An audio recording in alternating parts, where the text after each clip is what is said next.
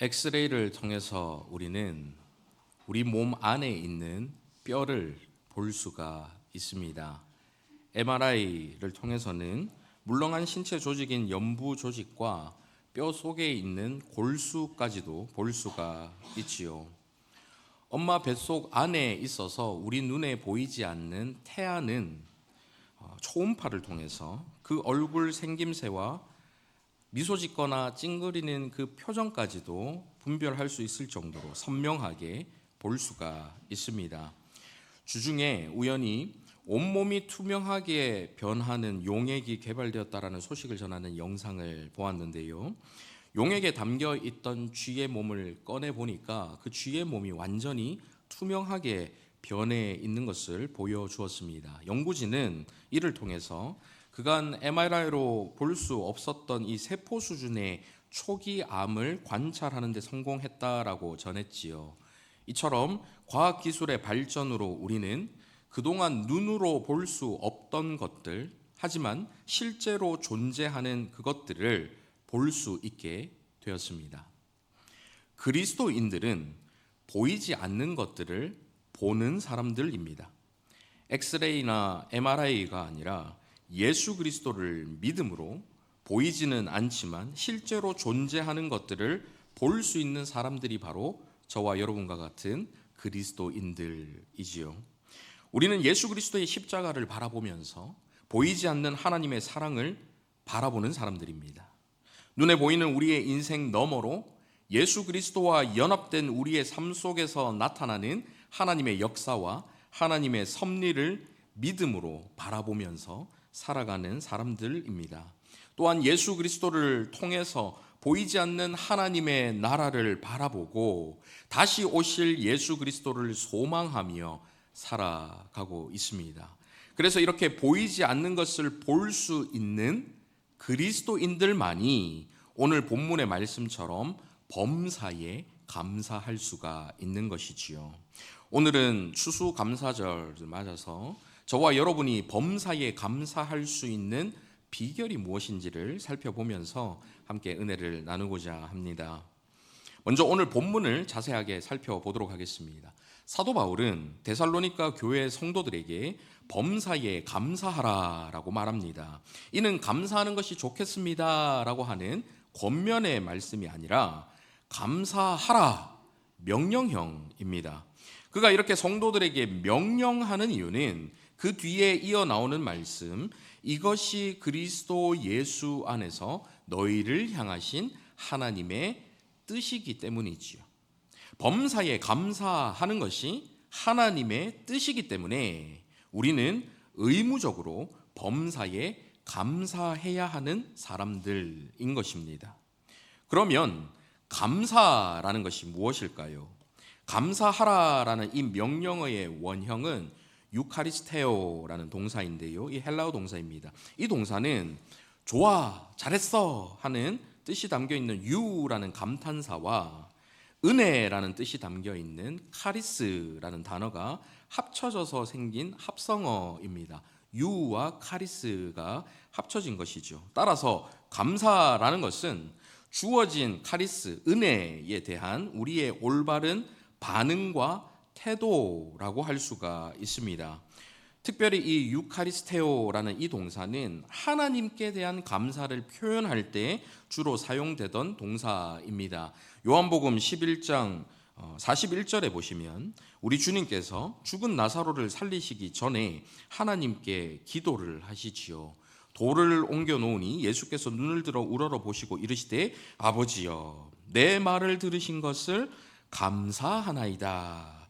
여기서 아버지여 감사하나이다가 바로 오늘 본문에 나오는 같은 단어입니다. 따라서 오늘 본문의 이 감사하라라는 이 명령어를 정확하게 풀어서 보자면 우리에게 은혜를 주신 하나님께 그 베푸신 은혜에 대하여 감사하라라고 할 수가 있습니다. 계속해서 본문에 나오는 범사에라는 말은 무슨 뜻일까요? 범사라는 것은 말 그대로 모든 일을 의미합니다. 조금 더 구체적으로는 모든 환경들, 모든 상황들이라고 할 수가 있지요. 이 범사에는 기쁜 일도 있지만 슬픈 일도 포함되어 있습니다. 형통한 순간도 있지만 고난이나 어려움을 겪는 상황들도 포함되어 있는 것이죠. 건강할 때도 범사이지만 질병으로 고통받는 순간도 범사의 범주 안에 들어가 있는 것입니다. 따라서 범사에 감사하라라는 것은 기쁠 때도 감사하지만 슬플 때도 감사하라라는 말씀입니다. 형통할 때도 감사하지만 고난이나 어려움을 겪을 때도 감사하라라는 말이지요. 건강할 때도 감사하듯이 질병으로 고통을 받는 순간까지도 감사하라라는 말씀입니다. 여기서 우리는 당황스러울 수밖에 없습니다. 우리에게 은혜를 주신 하나님께 그 베푸신 은혜에 대해서 감사하라는 명령까지는 그렇게 어렵지 않게 지킬 수가 있습니다. 기쁠 때, 형통할 때, 건강할 때, 부유할 때 모든 일이 술술 잘 풀리고 받은 것이 많고 누리는 것이 풍성할 때는 감사하는 것이 전혀 어렵지가 않지요. 그런데 그렇지 않은 상황에서 어떻게 감사할 수가 있을까요? 슬픈데, 힘이 드는데, 고통스럽고 절망스럽고 받은 은혜라고는 아무것도 없는 것 같이 느껴지는 암울한 상황에서 우리는 어떻게 감사할 수가 있을까요? 그럴 때 옆에서 그래도 감사해야지, 감사하라라고 말하는 사람이 있으면 정말 속된 말로 뚜껑이 열리고 욕방언이 랄랄랄라 튀어나오지 않겠습니까? 범사에 감사하는 것은 저부터도 너무 어려운 일입니다. 사실 저나 여러분이나 우리는 주어진 것, 우리가 소유하고 있는 것, 그것에만 겨우 감사할 수 있는 사람입니다. 아니요, 그마저도 안 하거나 못하는 사람들이 정말 많습니다. 받은 것이 많은데도 감사할 줄 모르는 사람, 은혜가 은혜인 줄 모르고 배려가 배려인 줄 몰라서 자기가 받고 누리는 것이 당연한 권리인 것처럼 여기는 사람들, 그래서 감사할 줄 모르는 사람들이 우리 주변에 얼마나 많은지 모릅니다. 그런 사람들은 정말 미성숙한 사람들이라고 할 수 있겠지요. 그보다 조금 더 성숙하다는 사람들은 그래도 받은 것에 대해서는, 가진 것에 대해서는 감사할 줄을 압니다. 그런데 그것도 딱 거기까지입니다. 연약한 인간의 한계이지요. 받은 것이 없고 가진 것이 없으면 우리는 솔직히 감사하기가 어렵습니다. 감사하고 싶어도 감사할 거리가 있어야 감사를 하지요. 하는 일마다 실패하고 다른 사람들은 다 행복해 보이는데 내 삶은 왜 이리 불행한 일들만 매번 반복되는지, 경제적인 문제에서 좀 벗어나게 해달라고, 오랫동안 낫지 않는 이 질병을 좀 고쳐달라고 그렇게 간절히 기도하는데 아무리 기도해도 응답이 주어지지 않는 상황 속에서, 그래서 도저히 감사가 나오지 않는 그런 상황 속에서는 감사가 정말 어렵습니다. 범사에 감사하라라는 이 말씀이 정말로 순종하기가 어렵고 순종하기가 진짜 싫어요. 제발 좀 그런 말씀 좀 하지 마세요, 하나님. 우리 마음속에서 끊임없이 그런 말들이 울려 퍼집니다. 솔직히 마음에 부담만 가득 안기는 말씀 아닙니까? 그러면 하나님께서는 정말로 우리가 전혀 할 수 없는 것을 하라고 요구하고 계신 것일까요? 그래도 우리는 하나님께서 아주 선하신 분이시다라는 것을 믿고 살아갑니다. 그래서 선하신 하나님께서 우리를 괴롭히시려고 그런 명령을 하시는 것은 아닐 것입니다.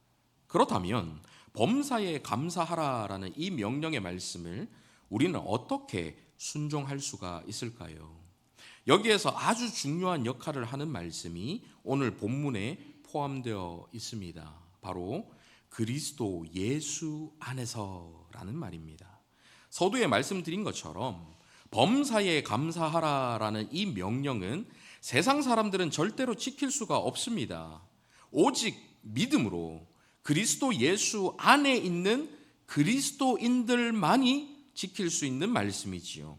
그리스도 예수 안에서 보이지 않는 것을 볼 수 있는 사람들만이 범사에 감사할 수가 있는 것입니다. 조금 더 풀어서 설명을 드려보겠습니다. 그리스도인이라고 하더라도 우리는 여전히 연약한 인간이기 때문에 우리가 받은 것에만, 우리가 누리고 있는 것에만, 또 우리가 소유한 것에만 감사할 수가 있습니다. 감사할 거리가 있을 때만 감사할 수 있는 사람들인 것이지요. 이것은 세상 사람들이나 그리스도인들이나 별반 차이가 없습니다. 하지만 세상 사람들과 우리 그리스도인들의 결정적인 차이는, 그리스도인들이 세상 사람들은 받지 못한, 세상 사람들은 누리지 못하는 것을 이미 소유하고 있다라는 사실입니다. 문제는 저와 여러분 같은 그리스도인들이 이미 받았고 이미 누리고 있고 이미 소유하고 있는 그것들을 잘 보지 못한다라는 것이지요. 보이지 않지만 실제로 존재하는 우리의 소유를 볼 때, 그렇게 보게 될 때 우리는 적어도 그 받은 것에 대해서는, 그 소유하고 있는 것에 대해서는 감사할 수 있게 되는 것입니다.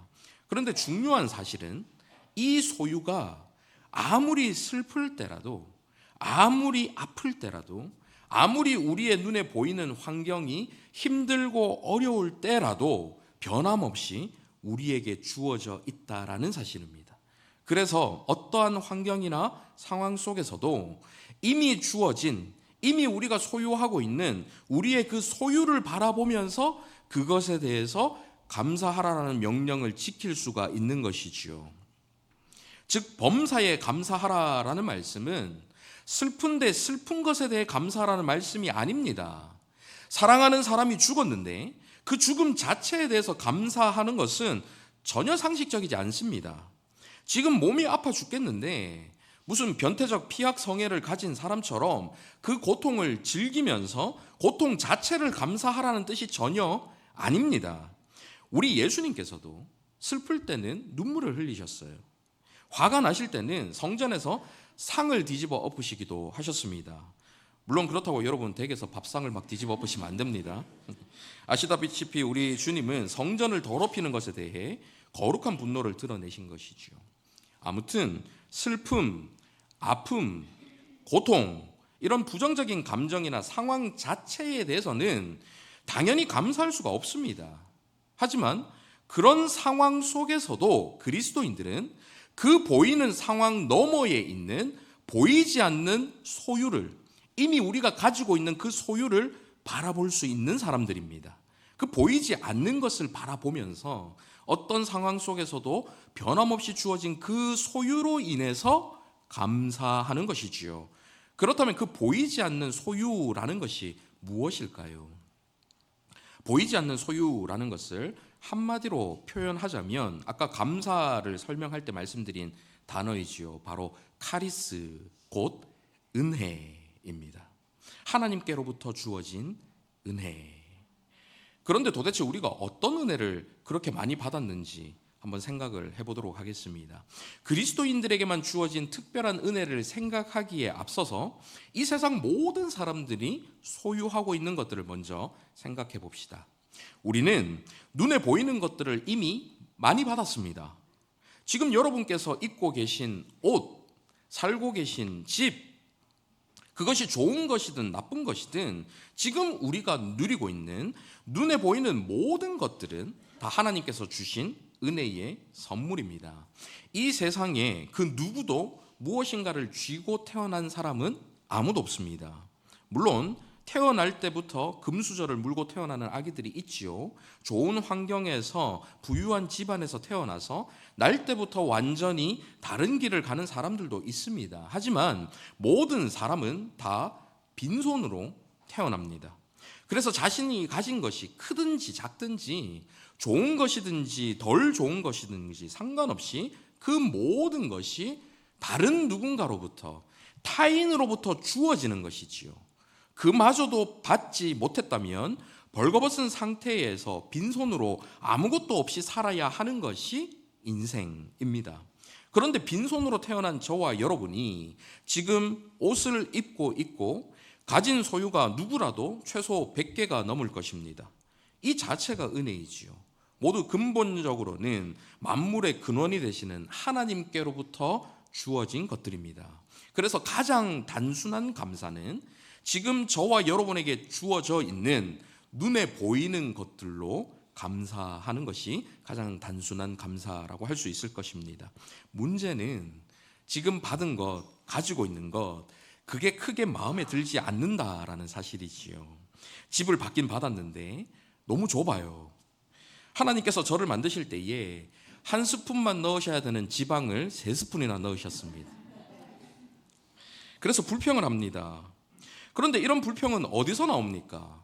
내가 가진 것보다 남들이 가진 것이 더 좋다라고 여길 때 생기는 불평 아닙니까? 하지만 이런 불평은 상대적인 것이지요.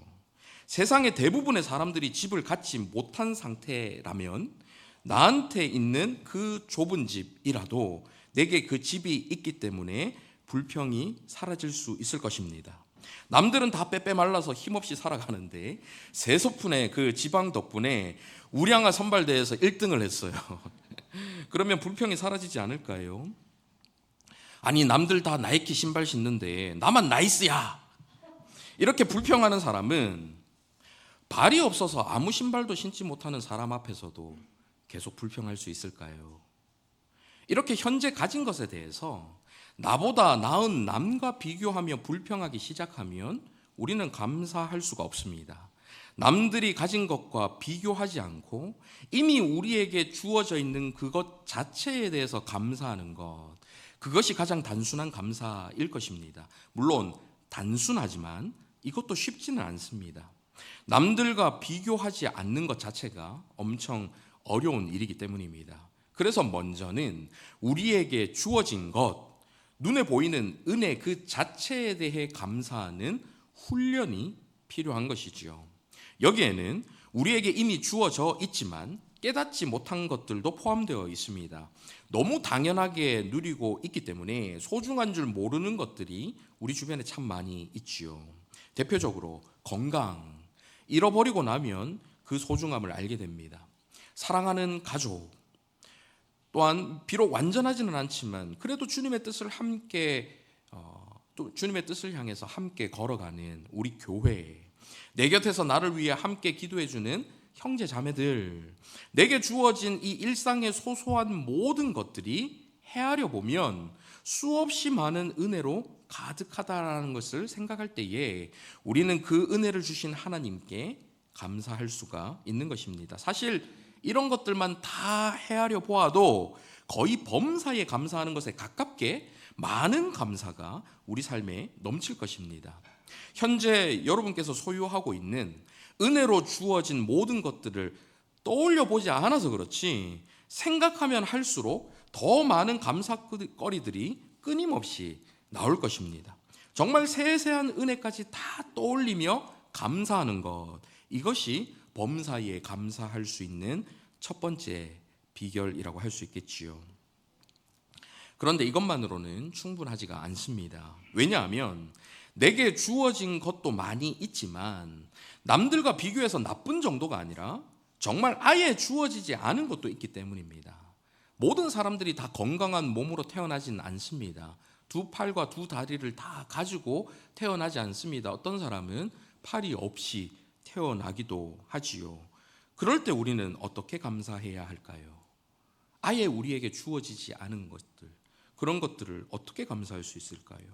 여기서 세상 사람들과 그리스도인들이 결정적인 차이를 보일 수밖에 없습니다. 예수 그리스도를 믿는 그리스도인들은 하나님께서 이 땅에 자신의 사랑하는 아들을 보내셔서 십자가에 내어 주시기까지 우리를 사랑하신다라는 이 사실을 믿습니다. 로마서 5장 8절 한번 보십시오. 같이 한번 읽어보실까요? 시작. 우리가 아직 죄인 되었을 때에 그리스도께서 우리를 위하여 죽으심으로 하나님께서 우리에 대한 자기의 사랑을 확증하셨느니라. 요한일서 4장 9절 10절도 한번 읽어보시겠습니다. 시작. 하나님의 사랑이 우리에게 이렇게 나타나신 바 되었으니 하나님의 자기의 독생자를 세상에 보내심은 그로 말미암아 우리를 살리려 하심이라. 사랑은 여기 있으니 우리가 하나님을 사랑한 것이 아니요 하나님이 우리를 사랑하사 우리 죄를 속하기 위하여 화목제물로 그 아들을 보내셨습니다. 예수 그리스도를 통해 우리는 하나님께서 우리를 얼마나 사랑하시는지를 깨달을 수가 있습니다. 그렇기 때문에 우리는 비록 하나님께서 남들이 소유한 것을 우리에게 주시지 않았다 할지라도 변함없이 우리를 사랑하신다라는 이 사실을 믿을 수가 있지요. 왜 주시지 않았는지는 이해는 되지 않습니다. 이유가 무엇인지는 모릅니다.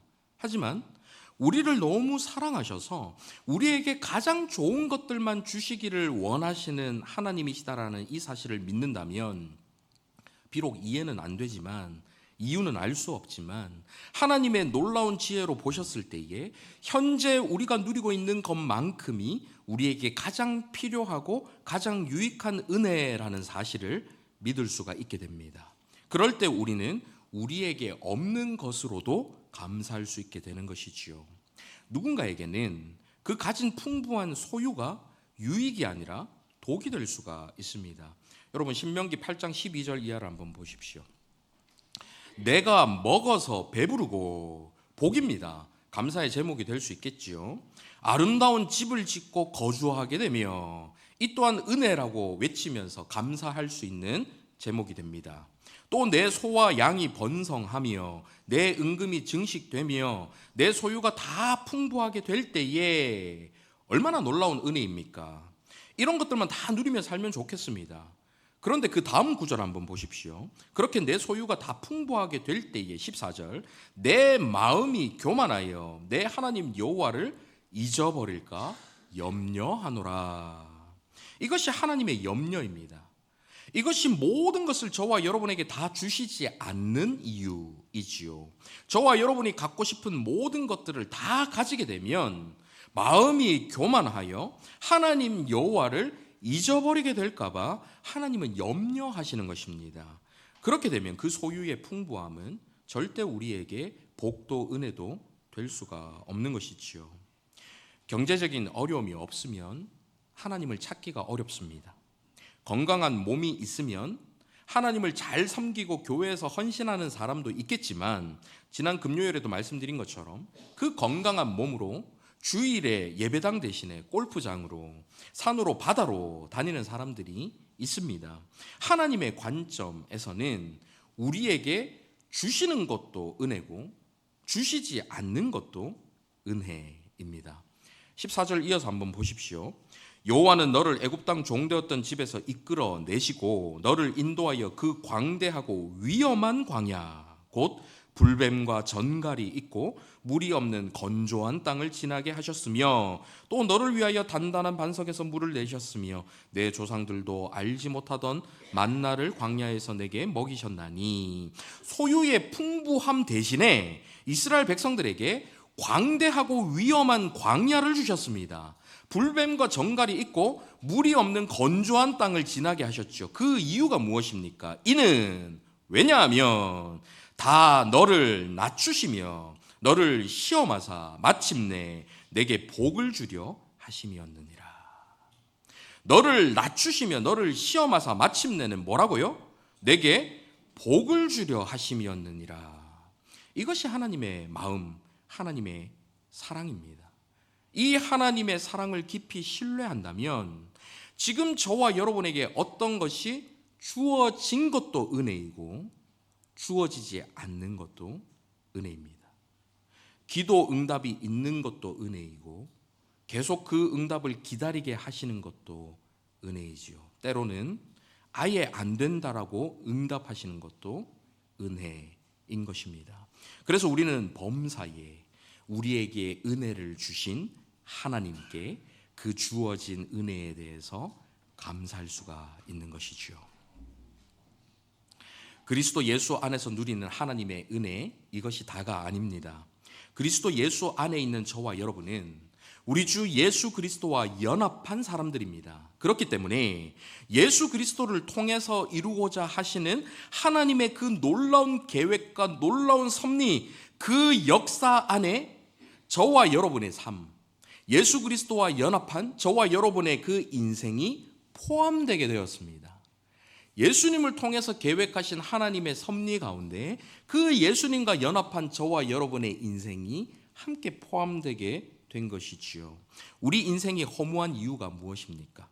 이 땅에서 아웅다웅 열심히 살아봤는데 평생 일구어 놓은 것들이 기껏해야 이것밖에 안 될 때에, 별 가치도 없는 것들만 남아있을 때에 인생의 허물을 느끼는 것 아닙니까? 반대로 위대한 업적이라고 남긴 사람들조차도 죽고 나면 그 사람에게 남는 것이 있습니까? 위대한 정복자로 불리는 알렉산더도 역사상 가장 많은 영토를 차지했다라고 하는 칭기즈칸도 그 두 손에 아무것도 움켜쥐지 못하고 빈손으로 죽었습니다. 그런데 저와 여러분의 인생은 비록 아무도 알아주지 않는다 하더라도, 세상에서 말하는 위대한 업적은 남기지 못했다 하더라도 소소한 일상 가운데서 하나님의 뜻을 이루려 몸부림치면서 주님과 함께 한 걸음 한 걸음씩 걸어가는 그 믿음의 족적들이 영원의 가치가 있는 하나님의 역사 가운데 선명하게 남겨지고 있다라는 사실입니다. 그 사실을 생각할 때 우리는 우리에게 주어지는 모든 상황과 일들, 곧 범사에 감사할 수 있게 되는 것이지요. 왜냐하면 우리의 범사를 통해서 하나님의 놀라운 일이 이루어지고 있고, 우리의 범사를 통해서 영원의 가치가 있는 영원의 하나님의 그 계획이 성취되는 하나의 조각으로 쓰임받고 있기 때문입니다.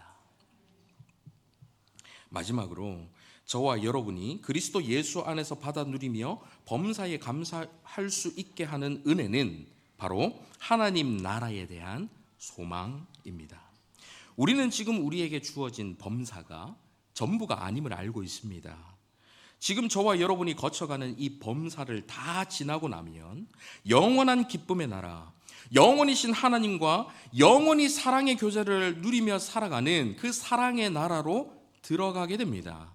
그 나라는 이 땅에서 범사를 다 거친 사람들, 끝까지 범사를 다 견뎌내고 믿음을 지킨 사람들에게 주어지는 영광의 나라입니다. 그래서 저와 여러분이 겪고 있는 현재의 모든 범사는 그 나라로 들어가는 과정 중에 있는 것입니다.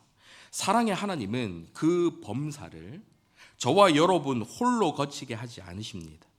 그리스도 예수 안에서, 그리스도 예수와 함께, 그리스도 예수의 능력으로 우리 인생의 모든 범사를 지날 수 있게 만들어 주시는 것이죠.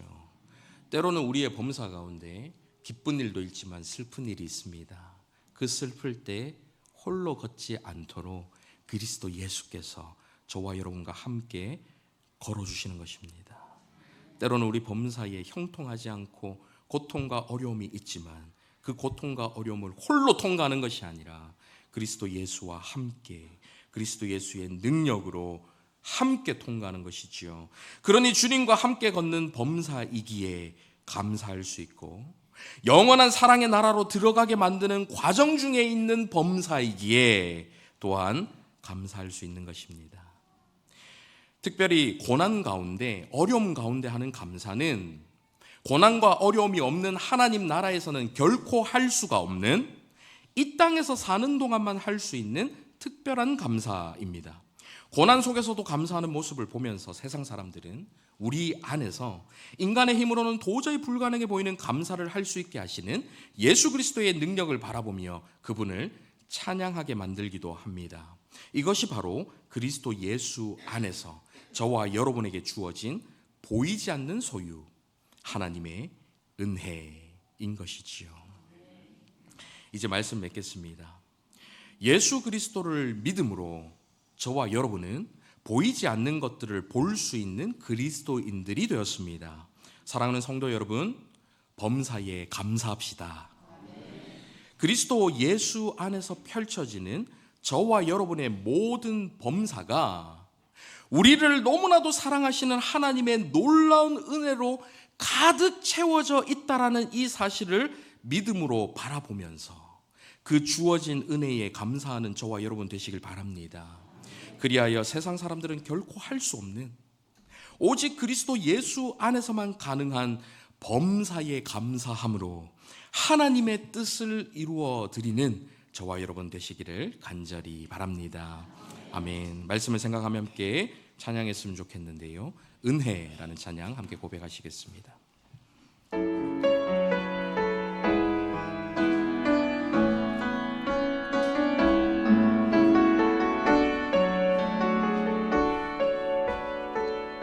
내가 누려왔던 모든 것들이, 내가 누려왔던 모든 것들이, 내가 지나왔던 모든 시간이, 내가 지나왔던 모든 시간, 내가 걸어왔던 모든 순간이, 내가 걸어왔던 모든 순간이 당연한 것 아니라 은혜였소.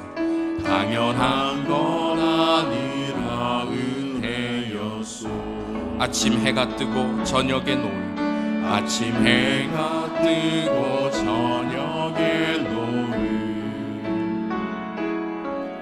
봄의 꽃향기와 가을의 열매, 변하는 계절의 모든 순간이 당연한 것 아니라 은혜. 다시 한번 처음부터 고백합니다. 내가 누려왔던 모든 것들이, 내가 누려왔던 범사입니다. 내가 지나왔던 모든 시간이 범사이죠. 내가 걸어왔던 모든 순간이 이것이 범사이지. 당연한 것 아니라 은혜였어. 범사가 하나님의 은혜였습니다. 아침 해가 뜨고 저녁에 노을, 봄의 꽃향기와 가을의 열매,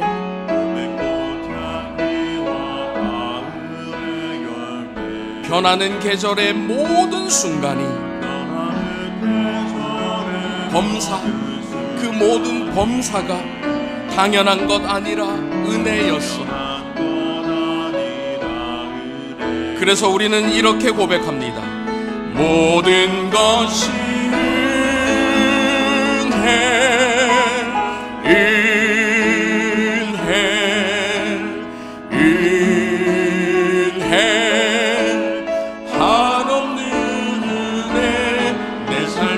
당연한 것 하나도 없었던 것이, 모든 것이 은혜였소. 내가 이 땅에 태어나 사는 것, 내가 이 땅에 태어나 사는 것, 어린아이 시절과 지금까지, 어린아이 시절과 지금까지 숨을 쉬며 살며 꿈을 꾸는 삶, 그 모든 범사가 당연한 것 아니라 은혜였소. 그리스도 예수 안에서 내가 하나님의 자녀로 살며, 그리스도 예수 안에서 오늘 찬양하고 예배하는 삶, 그리스도 예수의 복음을 전할 수 있는 축복이 당연한 것 아니라 은혜였소. 그래서 우리는 이렇게 고백합니다. 모든 것이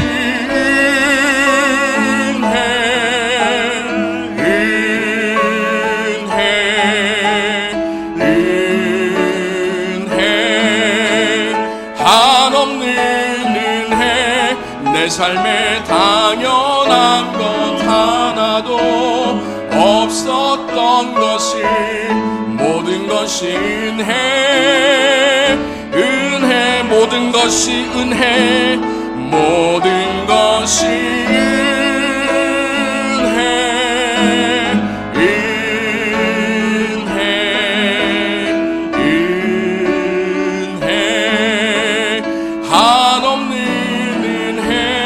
내 삶에 당연한 건 하나도 없었던 것이, 모든 것이 은혜였소.